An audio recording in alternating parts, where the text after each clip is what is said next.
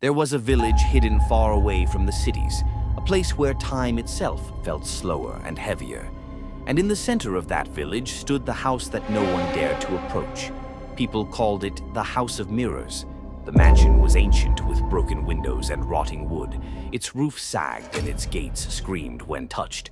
But what terrified people most were the countless mirrors inside every corridor, every room, every wall covered with glass of all shapes and sizes, some cracked, some flawless, some black as night. For generations, people spoke of those who entered, some never returned.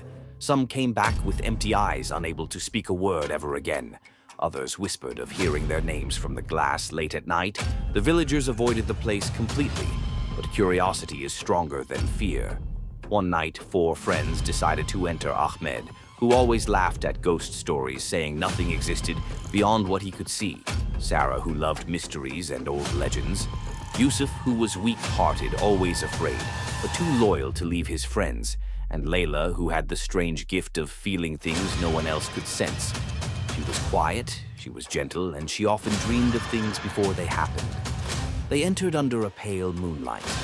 The air inside was thick like dust that could not be seen, but could be felt pressing into their lungs. The wooden floor creaked as though the house was alive. The first thing they saw was a grand hall with a mirror taller than the ceiling. It reflected their shapes, but not in the way a mirror should when Sarah smiled. The reflection frowned when Yusuf blinked. The reflection kept staring.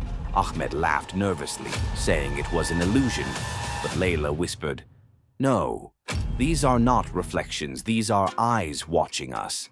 As they walked further into the house, whispers began. Yusuf stopped, his breath caught in his throat. He swore a voice called his name. "Yusuf, Yusuf, come closer, come closer." His hand began to rise without his will, pulled toward the glass. Ahmed grabbed him back, but Yusuf saw that his reflection did not return with him. The figure inside the mirror stayed smiling, dark-eyed, silent. They reached a long corridor, the walls lined with endless mirrors stretching like a tunnel. The farther they walked, the more they felt themselves being watched. Shadows moved in the glass behind them, though nothing moved in the real corridor. Sarah tried to be brave.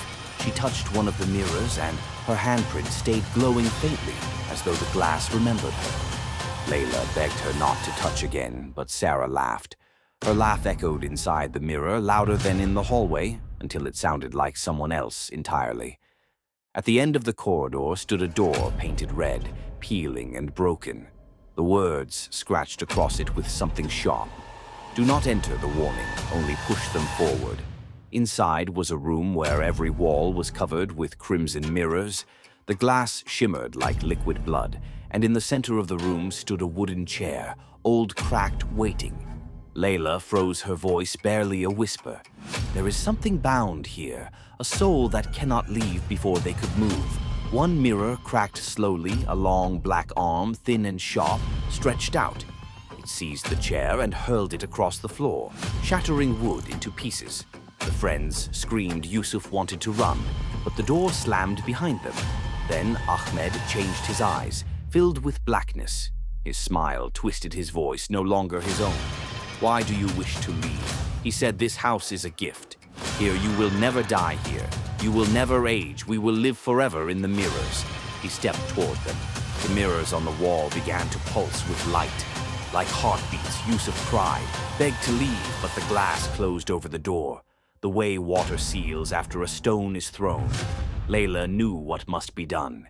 She stood before the largest mirror, her eyes full of tears. She spoke, "If souls are trapped here, then take me instead." The mirror trembled. The surface rippled like water before opening wide. The darkness inside roared like a storm. It pulled Layla in, swallowing her whole. Sarah screamed. Yusuf tried to drag her back, but it was too late. The mirror sealed shut. In the silence that followed, the mirrors cracked open. The doors swung wide. Sarah and Yusuf ran, stumbling into the night. The air outside felt alive, as if it had been waiting for them.